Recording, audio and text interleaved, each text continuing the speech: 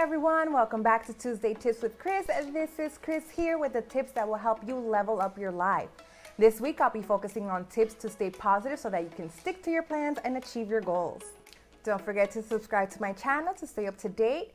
You can go ahead and click the little notify button so you stay notified every time a new video comes out. Remember, you can find more information and more examples on what I talk about every week on my blog at www.tuesdaytipswithcris.com.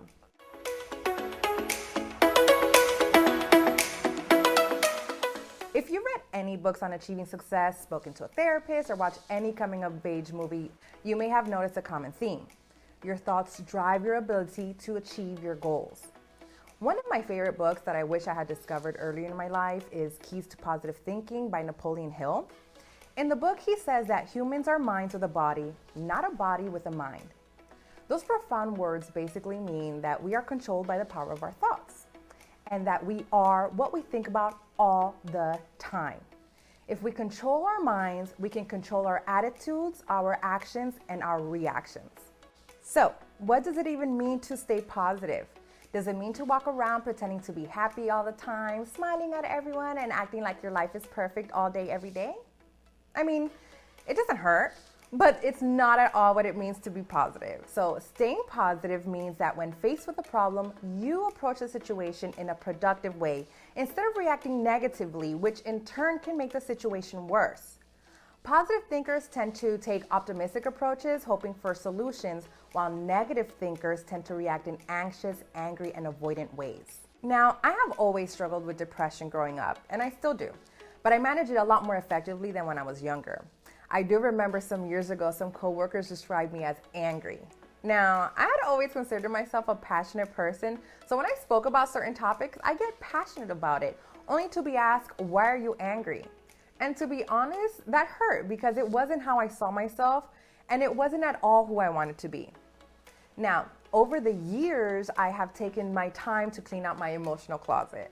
I've been working hard on developing myself, my mind, and my attitude, and I realized that I was angry, very angry, over matters that I believed I should be angry about, but they were things that were completely outside of my control. Only then was I able to understand that all I can do is control my own thoughts, my feelings, reactions, and actions. Now, people refer to me as a positive person with an optimistic outlook, and I'm completely shocked when I hear it.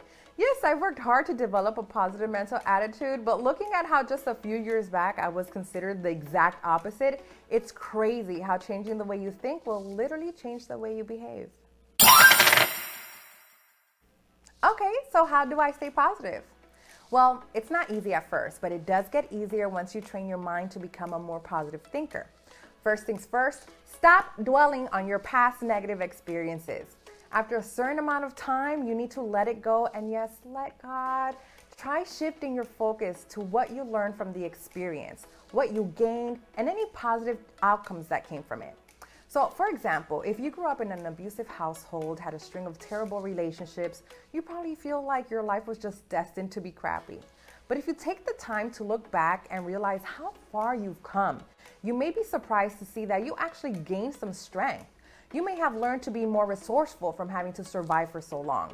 You've probably become more independent and headstrong because for so long you were made to feel dependent on others. These are the type of traits that will help you develop a positive mindset, and they all came from your bad experiences. Next, take your pride, ball it up, and throw it in the trash because that's where it belongs. Not that you shouldn't feel proud of yourself, your accomplishments, and of those around you. The pride I'm referring to is the one that keeps you from realizing your true potential. The pride that makes you feel insecure when it's threatened. That pride is not conducive to success and happiness. I used to let this pride get in my way all the time, and I realized that a lot of my struggles were because of it. Not anymore though, because I got rid of that while cleaning out my emotional closet. Does it try to come around every now and then? Yes, but I stare it down and I say, you better stay in that trash. And finally, stop worrying about things going wrong and reframe your thoughts to focus on the things going right. Switch your focus to the possibility of things even getting better. It's okay to be sad and angry sometimes, so focusing on negative feelings do not produce practical actions. Take the time to deal with your anger, but not too long a time. Because in order to improve your situation, you must focus on the favorable outcomes that you want to happen. And there you have it, my tips for this week.